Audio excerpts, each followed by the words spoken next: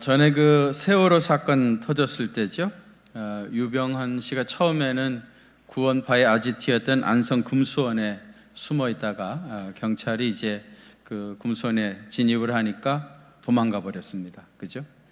도피 생활을 하기 시작했는데 뭐 공권력을 동원해 가지고 뭐 샅샅이 뒤지니까 뭐 도저히 뭐 어디로 숨을 수가 없죠. 그래서 불과 얼마 가지 않아 가지고 야산에서 죽은 시체로 발견이 됐었습니다. 공권력을 동원해서 잡으면 도망갈 수가 없습니다.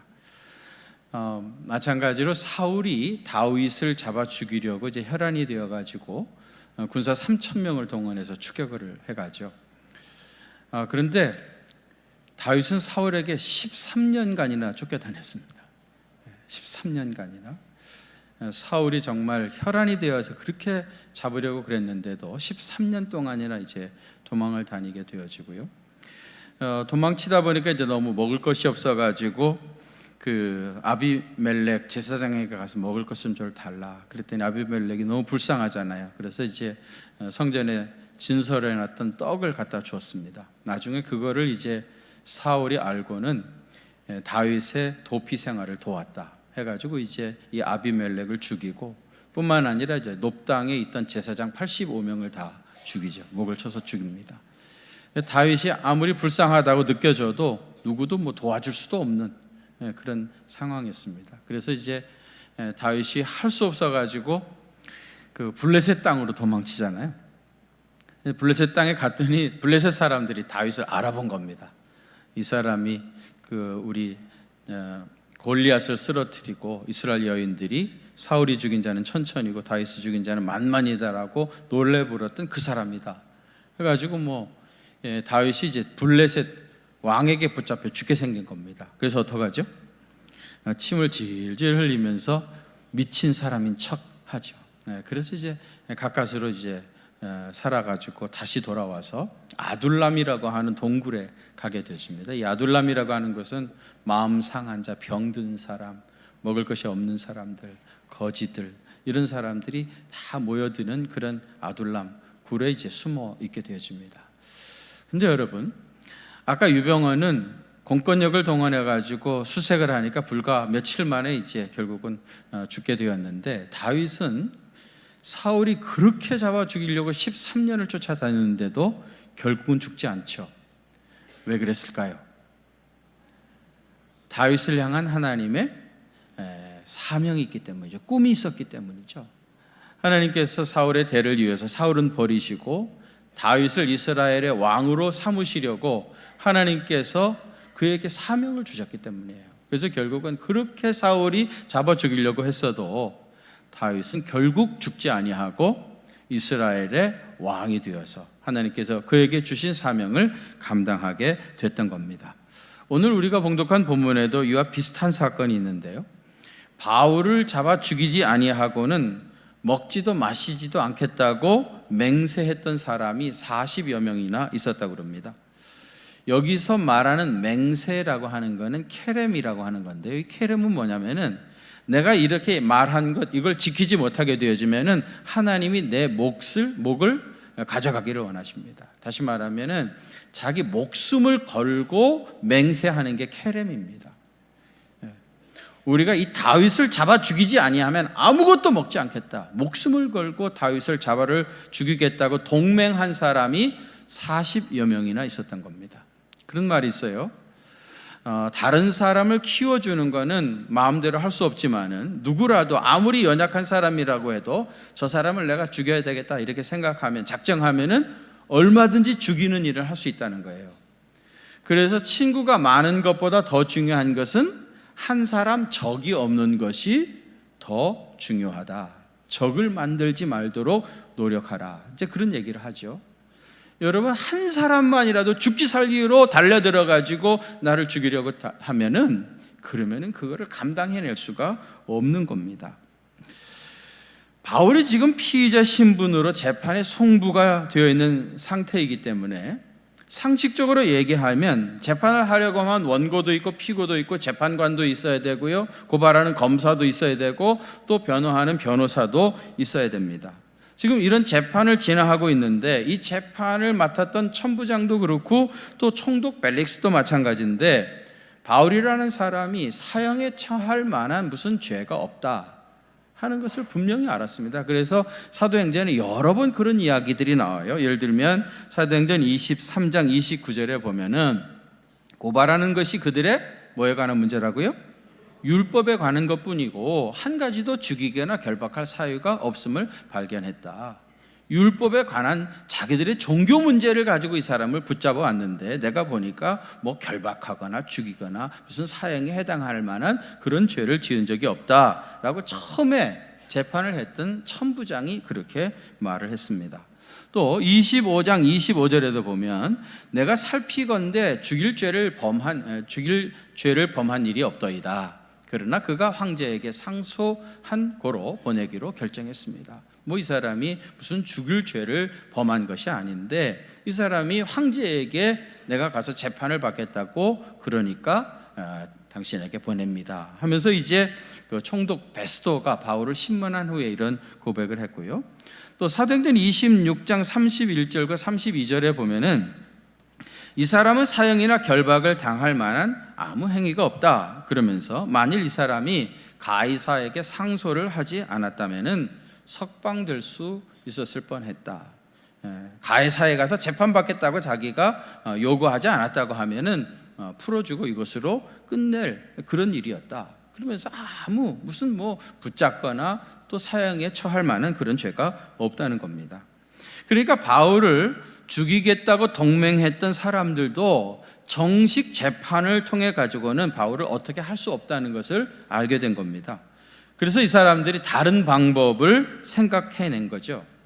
어느 날 대제사장에게 가가지고 우리가 로마 군대 영내에 있는 바울을 끌어다가 어떻게 할 수가 없으니까 당신이 천부장에게 가서 이 사람에 대해서 우리가 더 조사할 것이 있으니까 내일 성전 회의실로 이 사람을 좀 데려오라. 그렇게 요청을 하면은 우리가 길에서 매복하고 있다가 바울을 쳐서 죽이겠다. 그렇게 얘기를 한 겁니다. 그런데 여러분 이 이야기를 누가 들었죠? 바울의 조카 생질이 그걸 듣게 되어져요.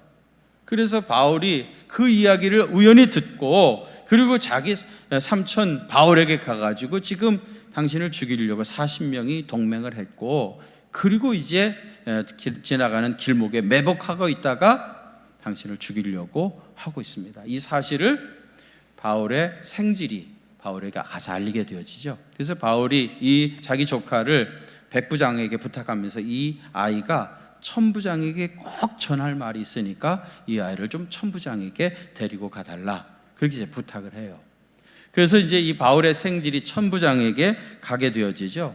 그런데 여러분 본문 19를 자세히 보게 되어지면은요, 천부장이 이 소년의 손을 잡고 물러가서 조용히 물었다고 그래요. 여러분 천부장이면 계급이 굉장히 높은 사람입니다. 로마 군인이 1000명이나 휘하에 있는 사람이니까 굉장히 신분이 높은 사람인데 바울의 일 때문에 찾아왔다는 이 어린 청년의 손을 잡고 아주 다정한 포즈죠. 손을 잡고 조용한 데로 데리고 가가지고 묻습니다. 네가 나한테 할 말이 있다고 하는데 그게 무슨 말이냐 하면서 이제 그의 말을 경청을 하게 되어져요. 그래서 이제 바울의 생질이 그 이야기를 다 하는 거죠. 다 했습니다. 그런데 하나님께서 역사하셔가지고요, 이 천부장이 이 청년이 하는 말을 그대로 다 믿은 겁니다. 이것도 여러분 이게 자연히 어쩌다 된 일이 아니에요. 그 순간에 성령님께서 역사하셔가지고 천부장의 마음을 움직여 주신 거죠. 그러지 아니하고 이 천부장이 언제 누군지도 잘 모르는 청년이 와가지고 그런 말을 하는데 그 말을 그대로 믿고 신뢰하기가 쉽겠습니까? 성령님께서 역사하신 거예요. 이 40여 명이 바울을 죽이겠다고 동맹하고 자기들이 그런 음모를 꾸밀 때 그거를 우연히 바울의 생질이 듣게 한 것도 그 누가 하신 겁니까? 성령님께서 바울의 생명을 지키시기 위해서 그렇게 역사하셨고, 이 바울의 조카가 천부장에게 가서 말했을 때 천부장이 아주 점잖게 이 어린 아이의 손을 붙잡고 조용한 데 가가지고 그의 말을 경청하고 그의 말을 그대로 믿은 것도 다 성령님께서 역사하셨던 거예요. 그뿐만이 아닙니다. 여러분 22절 한번 같이 봉독하실까요? 22절입니다. 시작. 이에 천부장이 청년을 보내며 경계하되 아무에게도 이르지 말라 하고. 아멘. 천부장이요, 청년한테 너 나한테 와가지고 이 말 했다고 아무한테도 얘기하지 말라. 우리 둘이 비밀로 하자. 이렇게 비밀로 붙인 겁니다. 왜 천부장이 이 이야기를 비밀로 붙였겠습니까? 두 가지 정도 이유가 있을 거라고 생각합니다. 첫째로는요, 만일에 바울의 조카가 천부장에게 와서 이 사실을 알렸다 하는 것을 저 사람들이 알게 되어지면은 이 사람들이 바울의 조카를 가만히 놔두겠습니까? 바울의 조카의 생명이 위협을 받는 거예요. 그래서 그 조카를 위해서, 청년의 생명을 지키기 위해서 이거는 아무에게도 말하지 말라 그랬던 것이고요. 또 하나는 그들의 이런 계획이 다 들통이 나버렸다 하는 것을 그들이 알게 되어지면 어떡하겠습니까? 가만히 포기하겠습니까?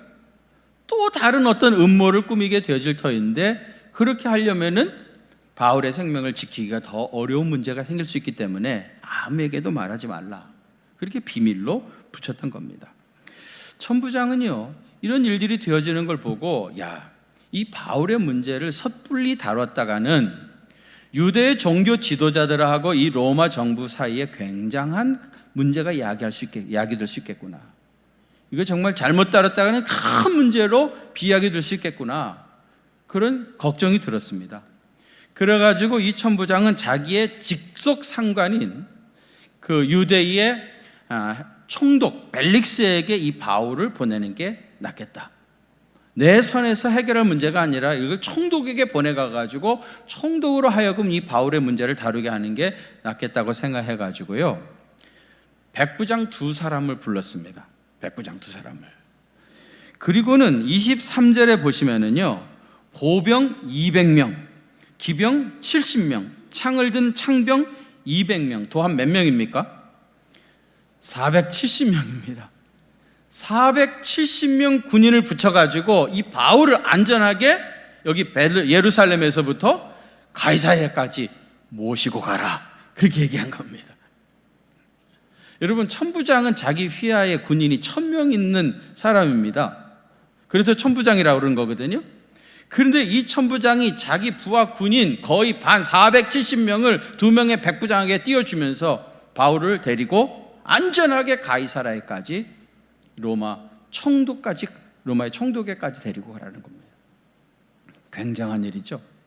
여러분, 만일에 이 내용을 제대로 모르는 사람들이 어느 날 밤에 로마 군인이 수백 명이 누군가를 호위하고 가는 광경을 보면은 로마 황제가 오셨나 보다, 그렇게 생각하지 않았겠습니까? 바울이 로마 황제처럼 예루살렘에서 가이사랴에까지 호송이 됐던 겁니다. 이제 당시 유대 총독이 벨릭스라고 하는 사람이었는데요, 이 벨릭스는 가이사랴라고 하는 곳에 있었어요. 거기 이제 로마 총독 관저가 있었는데, 이 가이사랴는 당시에 서로마라 그렇게 불리울 정도로 로마에서부터 배를 타고 팔레스틴으로 오게 되어지면은 가이사랴가 제일 빠른 길이고 거기 항구가 발달했기 때문에 거기에다가 이제 로마 총독의 관저를 지었습니다. 이 벨릭스라고 하는 사람은요, 원래는 노예 출신이었습니다. 자기 형이 팔락스라고 하는 사람이에요. 형은 팔락스고 동생은 벨릭스고, 숫자 형제들입니다. 근데 이 팔락스가 굉장히 처세술에 능했던 사람입니다. 그래가지고 로마 황제에게 총애를 받아요. 그래서 그 노예 출신이었던 이들 형제가요, 자유인이 되어지고, 벨릭스는 계속해서 승진을 해가지고 총독까지, 유대의 총독까지 된 겁니다. 원래는 처음에는 이제 사마리아 총독으로 와가지고 한 2년 있었다가요, 그리고 나서 이제 일을 잘하니까 유대 총독으로 임명을 했습니다. 그때 당시 한 5년 정도 유대 총독으로 일을 하고 있었는데요, 원래 이 사람이 결혼을 3번을 했다고 그래요. 그러니까 첫 번째 부인은 누구였는지 잘 알려지지 않았고요, 두 번째 부인은 클레오파트라의 손녀하고 결혼했습니다.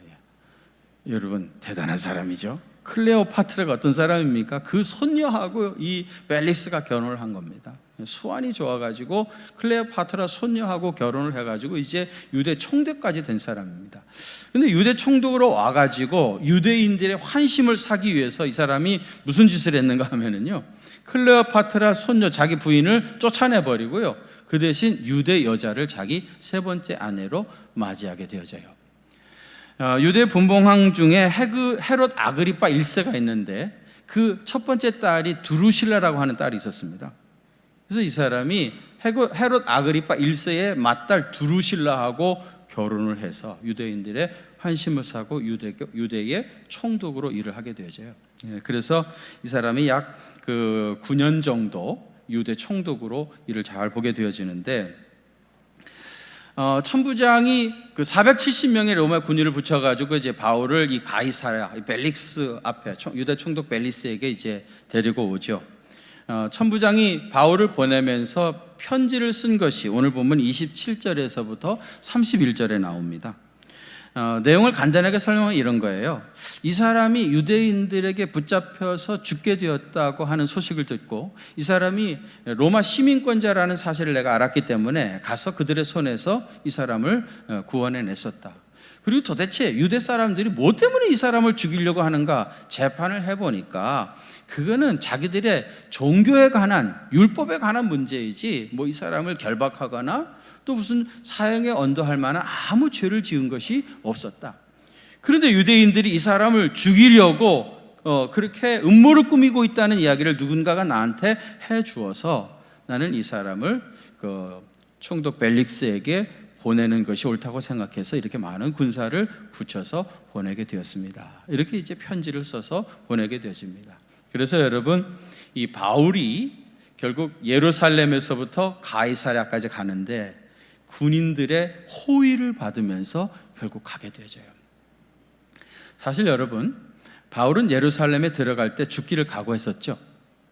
그를 사랑하던 성도들이 예루살렘에 가지 말라, 가면 100% 붙잡혀가지고 그들의 손에 죽을 겁니다. 그래서 바울이 뭐라고 그래요? 내가 예루살렘에서 결박당하는 것뿐만 아니라 나는 거기서 죽을 것도 각오했다.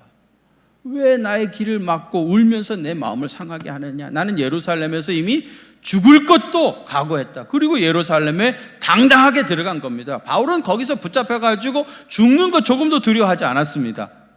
그런데 하나님께서 역사하시니까요, 천부장이 군인 470명을 내줘가지고 예루살렘에서 가이사랴까지 가게 하고 나중에 또 가이사랴에서 로마에까지 가게 되는 그 길이 활짝 열리게 된 겁니다. 궁금한 것은 그 바울을 죽이지 아니하면은 뭐 물도 마시지 않겠다, 아무것도 먹지 않겠다고 동맹했던, 자기 목숨을 걸고 동맹했던 40여 명이 있었다고 그랬죠. 이 사람들 어떻게 됐을까요? 진짜 굶어 죽었을까요? 나는 굶어 죽지 않았을 것 같아요. 그랬으면 아마 사도행전에 나왔을 겁니다. 슬그머니 먹기 시작했겠죠.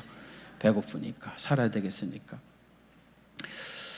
제가 2003년 7월에 호주 이민교회 성빙을 받아가지고 이제 가게 됐어요.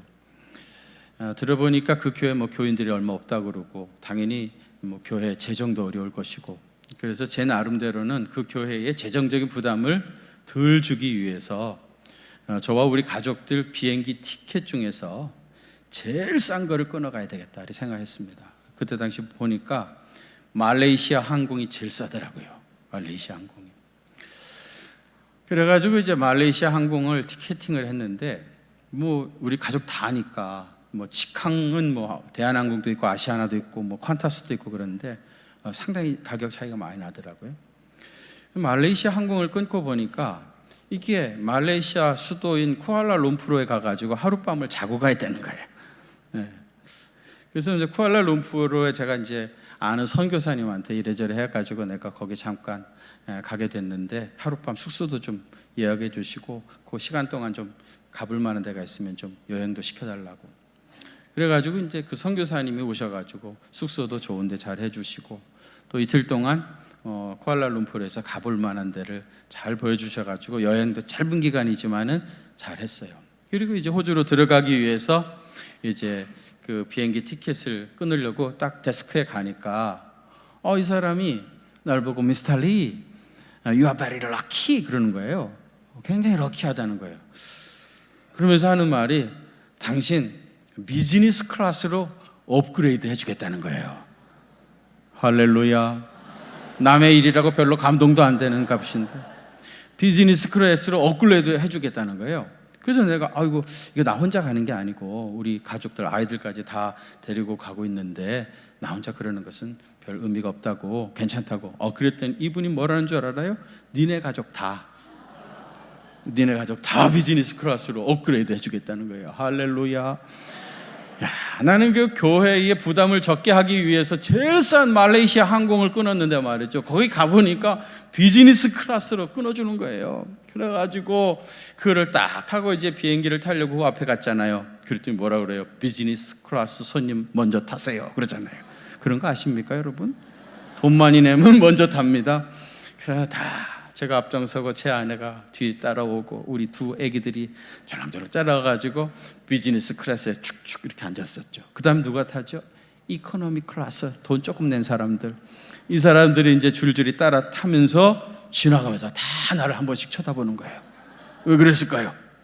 야, 부러워가지고 저 사람 돈 되게 많은가 보다, 비즈니스 굉장히 크게 하나 보다, 자기 꼬마 애들까지 다 비즈니스 끊어가지고 여행 다니는 것 보니까 굉장히 잘 나가는 사람인가 보다.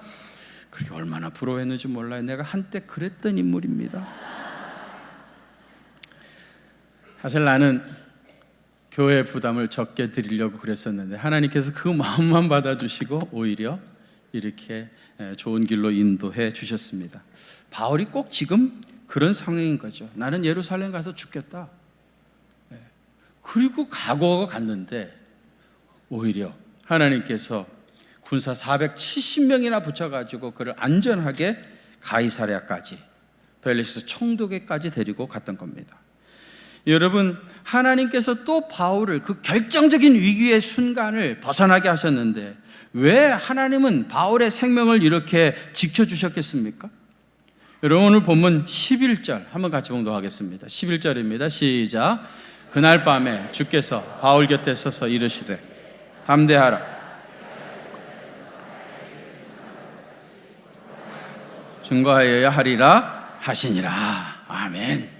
왜 하나님께서 바울의 생명을 그렇게 결정적인 순간마다, 그 위기의 순간마다 사람들을 보내주셔가지고 지키시고 보호하셨는가? 그 이유가 여기 오늘 보면 11절에 있는 겁니다. 주께서 바울 곁에 서서 이르시되 담대하라, 네가 예루살렘에서 나의 일을 증언한 것 같이 어디에서도요? 로마에서도 내 일을, 복음을 증언해야 된다. 하나님께서 바울에게 로마에 가서 복음 전하는 사명을 주셨기 때문에 바울은 절대로 그 중간에 죽을 수가 없는 거예요. 하나님께서 더 안달이 나셔가지고 더 적극적으로 바울의 생명을 지키시고 보호하셨던 겁니다. 여러분, 사명은 내가 이 세상에 존재하는 이유입니다.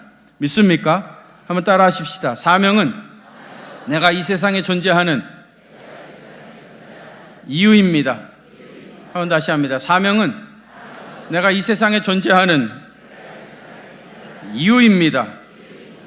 여러분, 하나님은 내가 받은 이 사명 감당할 수 있도록 내 생명을 지켜주십니다. 내가 지금 여기서 이렇게 살아있다 하는 말은요, 아직도 내가 할 나의 사명이 있기 때문입니다. 믿습니까? 네. 얼마 전에 우리 교회 연세 높으신 집사님이 저를 한번 찾아오셨어요. 늦은 밤에 오셨습니다. 이 집사님이 하시는 말씀이, 자기는 태어나서 얼마 되지 않아가지고 엄마가 돌아가셨다고 그래요. 엄마에 대한 기억은 하나도 없다고 그럽니다. 근데 엄마가 일찍 돌아가셨으니 얼마나 힘들었겠어요. 이분이 5살 때부터 그야말로 바가지 들고 다니면서 동네에서 얻어먹고 그리고 산 거예요.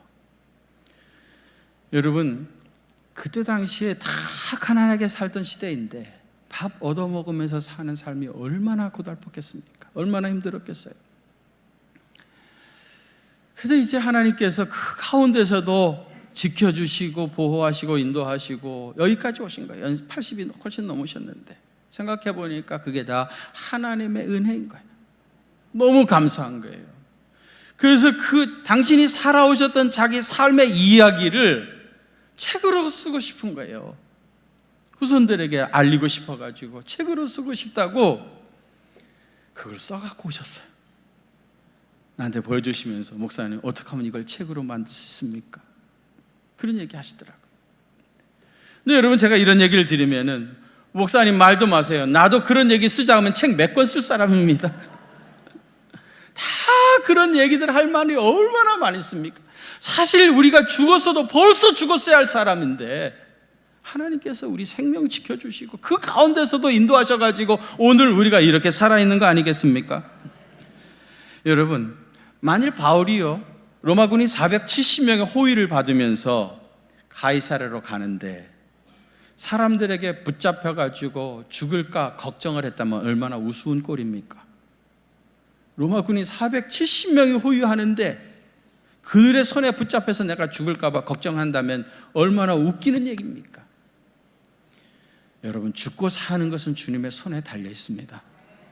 내가 사명 붙잡고 사는 한 하나님께서 내 생명을 책임져 주시고 사명 감당할 수 있도록 인도해 주십니다. 우리가 사는 이 세상이 얼마나 힘들고 여러 가지 위험이 도사리고 있고 언제 어디서 무슨 일이 일어나는지 아무도 알 수 없는 그런 시대를 살아가지만은 그 가운데서도 하나님은 여러분들을 지키시고 인도하시고 사명 감당할 수 있도록 역사해 주십니다. 제가 보르네오 섬에 줄잡아 8번, 9번 정도 간 것 같아요. 그 보르네오 원시 밀림, 거기 가서 이제 청년들하고 사역을 많이 했는데 제가 청년들 데리고 보르네오 원시 밀림에 들어가면서 청년들한테 너희 가가지고 밀림에 겁없이 들어갔다면 큰일 난다. 거기는 무슨 독사, 코브라, 킹코브라 이런 무서운 뱀들이 많아가지고 들어갔다가 물리면 죽는 거예요. 거기서 절대로 안 된다고. 그리고 얼마나 많이 가르쳤는지 모릅니다. 한 번은 가서 보니까요, 이 사람들이 어떻게 사냐면 큰 원시 밀림 나무가 뭐 빽빽이가 있는 그 밀림 속에 사는데요, 이 사람들이 그 밀림에다가 완전히 그 주변에 나무를 다 깎아요. 완전히 깎아요. 그리고 이제 펜스를 만듭니다. 그래도 무서운 짐승들이 들어오지 못하도록 펜스를 다 치고, 그리고 그 가운데다가 롱하우스라고 해서 집을 길게 져가지고 거기서 살면서 그 마당에서 농사도 짓고 그리고 사는 거예요. 그리고 이 사람들도, 현지인들도 밀림에 정글에 그냥 아무데나 다니는 게 아니더라고요. 가서 보니까 땅에서 한 50cm 정도 이렇게 띄어가지고요, 요만한 폭으로 한 1m 정도 폭으로 길을 다 만들어 놨어요. 나무로 길을 다 만들어서 그 길로만 다니는 거지, 거기 원주민들도 아무데나 막 밀림으로 뛰어다니는 게 아니더라고요. 그렇게 이제 거기에 무서운 독사들이 많기 때문에 그런 건데, 하루는 청년들이 가서 사역을 열심히 하고 있는데 남은 것이 저하고 인솔하신 전도사님하고 청년부 전사님하고 청년부장하고 3명이 남았어요. 뭐 딱히 할 일도 없고 그래가지고 우리 산책이나 합시다. 그리고 이제 그 마을을 빙빙 돌다 보니까, 아이고, 우리가 여기서 돈 비싸게 내고 사 먹는 그 열대 과일들 있잖아요. 열대 과일들. 그때만 해도 열대 과일들이 그렇게 이제 운송 수단이 발달하지 않아가지고 많이 들어오지 못했는데, 아이고, 지천에 깔려 있는 게 다 열대 과일들인 거예요. 바나나는요, 완전히 다 그게 다 바나나 숲이고, 그리고 람부단이라는 거 있잖아요. 빨갛고 털 많은 거. 람부단은 나무 하나에 그게 수천 개가 열려 있어요. 수천 개. 과일의 왕이라고 하는 뭐죠? 그 냄새 지독하게 나는 거, 두리안 이런 것도 막 가서 보니까 열대 과일이라는 게 이게 돈 주고 사 먹는 게 아닌 거예요. 그냥 따 먹는 거지 그걸 돈 주고 사는 과일이 아니더라고요. 근데 그거를 보는 순간에 누가 먼저라고 할 것 없이 우리 3사람이 다 정신을 잃어버렸습니다. 정신을 잃어버렸어요. 그래가지고 내가 전도사님 보고, 전도사님 저기 가가지고 큰 바구니 하나만 좀 빌려오라고. 그래서 그 큰 바구니에다가 막 과일을 따 담기 시작한 겁니다. 왜? 청년들 사역하고 돌아오면 먹이려고. 먹이려고 막 담기 시작해요. 정신없이 막 나무 흔들어대고 여기저기 뛰어다니면서 막 담기 시작했는데, 한참 그러다가 내가 뭐를 쭉 밟았는데 이게 쭉 미끄러지는 거예요. 그 느낌이 꼭 뱀을 밟은 것 같은 뱀, 꼭 그 느낌이. 그 순간에 내가 넘지 못할 선을 넘고 말았구나, 이런 생각이 들더라고요. 천만다행히 떨어진 바나나를 밟은 거예요. 그리고 지금 우리가 얼마나 지금 위험한 짓을 하고 있는지 그때서 아는 거예요. 그래서 정신없이 이제 거기서 나왔죠. 그렇게 한 10일 정도 원시 밀림을 돌아다니면서 사역을 하다 보니까요, 그게 좀 익숙해지기도 하고 눈에 익기도 하고 그러더라고요. 그러다가 돌아왔습니다. 공항에서 집으로 오려고 버스를 기다리는데 내 앞에 버스가 슉슉 지나가는 거예요. 슉. 늘 우리는 그렇게 사는데 잘 못 느꼈는데 한 10일 동안 원시 밀림에서 살다가 갑자기 막 버스가 슉슉 지나가니까 갑자기 이런 생각이 들더라고요. 야, 여기 이 도시가 밀림보다 훨씬 더 위험하네. 내가 살고 있는 이 도시가 보르네오 섬 정글보다 훨씬 더 위험하네, 이런 생각이 벌떡 들더라고요. 실제로 여러분, 독사에 물려 죽은 사람보다 버스에 치여 죽은 사람이 훨씬 많습니다. 그죠? 우리는 사실 여러분, 어떻게 보면 정글보다도 더 위험한 이 도시에서 살아가고 있습니다. 그러나 여러분, 우리의 생명은 주님의 손에 달려 있습니다. 하나님께서 나에게 맡겨주신 그 사명 감당할 때까지 하나님은 여러분들의 신원을 안전하게 지켜주시고 보호해 주실 것입니다. 그러니까 여러분, 살고 죽는 문제에 연연하지 마시고 이제 이후로 사명 붙잡고 살아가시기를 바랍니다. 나에게 주신 나의 사명. 사도 바울은 예루살렘에서 네가 복음을 전했던 것처럼 로마에 가서도 복음을 전해야 하리라. 그 사명 때문에 하나님께서 사도 바울을 그렇게 그의 생명을 안전하게 지켜주신 것처럼 여러분들에게 맡겨주신 주님의 사명, 그거 붙잡고 살아가면 우리 주님께서 여러분 생명도 지켜주시고 또 할 수 있도록 길도 열어주시고 돕는 자도 붙여주시고 필요하면 돈도 주시고 필요하면 은사도 주시고 모든 것을 주님께서 다 채워주셔서 능히 감당할 수 있도록 인도해 주실 줄로 믿습니다. 이 사명 감당하시길 주의 이름으로 축원합니다. 여러분, 오늘 주신 말씀 생각하면서 통성으로 한번 같이 기도하십시다. 우리가 이 세상에 살면서 죽고 사는 일에 연연해 할 것이 아니라, 그런 동물적인 삶을 지속할 것이 아니라 이제 사명 붙잡고 믿음으로 살겠습니다. 주님, 나에게 주신 사명 이루기까지 마지막 타는 불꽃처럼 그렇게 장렬하게 살아가겠습니다. 믿음으로 고백하며 통성을 한번 같이 뜨겁게 기도하겠습니다. 거룩하신 아버지 하나님, 아버지 하나님이 우리가 이 세상에 살면서 얼마나 먹고 사는 문제, 죽고 사는 문제에 연연해서 거기에 매여 살았는지 모릅니다. 어떤 때는 그것이 아버지 하나님, 그것 때문에 정말 파도처럼 밀려오는 두려움에 엄습해서 잠을 자지도 못하고 걱정하느니라 아버지 아무것도 하지 못했습니다. 하나님 아버지, 더 이상 우리가 이 세상에서 먹고 살고 아버지 이 세상에서 생존하는 문제에 연연하지 말게 하시고 주께서 나에게 맡겨주신 사명, 이 사명 붙잡고 믿음으로 살아가게 하여 주시옵소서. 사명은 내가 이 세상에 존재하는 이유임을 분명히 알게 하여 주시고 이 분명한 표대를 바라다 보며 믿음으로 살아가는 주님의 귀한 종들 되게 하여 주시옵소서. 그래서 모든 두려움과 근심과 걱정에서부터 벗어나게 하여 주시옵시고 주님이 주시는 놀라운 기쁨과 평안과 아버지 하나님 은혜 가운데 나에게 맡겨주신 나의 사명 잘 감당해가는 믿음의 사람 되게 하여 주시옵소서. 주님 함께 해줄 줄로 믿습니다. 하나님 아버지, 사실은 우리가 죽었어도 벌써 죽었어야 할 사람들인데 하나님은 그 가운데서도 우리의 생명을 지켜주시고 오늘도 주님의 은혜의 날개 아래 우리를 품어주심은 나에게 남은 사명이 있기 때문인 줄로 믿습니다. 주님, 이 사명 감당하며 살아가는 사명의 사람 되게 하여 주시옵소서. 더 이상 이 세상에서 먹고 살고 죽고 사는 문제에 연연하지 말게 하시고 주께서 내게 맡겨주신 이 사명 붙잡고 마지막 타는 불꽃처럼 믿음으로 살아서 우리 주님이 도와주시는 하늘의 신비를 체험하며 살아가는 귀한 생애 되게 하여 주옵소서. 이제는 우리 주님 예수 그리스도의 그 크신 은혜와 하나님 우리 아버지의 무한하신 사랑하심과 성령님의 위로하심과 교통하심이 사명 붙잡고 마지막 타는 불꽃처럼 그렇게 나의 생에 살아가기를 원하시는 사랑하는 우리 경기중앙교회 온 성도들과 또 저들의 가정과 그 생업의 현장들 위에 이제로부터 영원토록 함께 계시옵기를 간절히 축원하옵나이다. 아멘.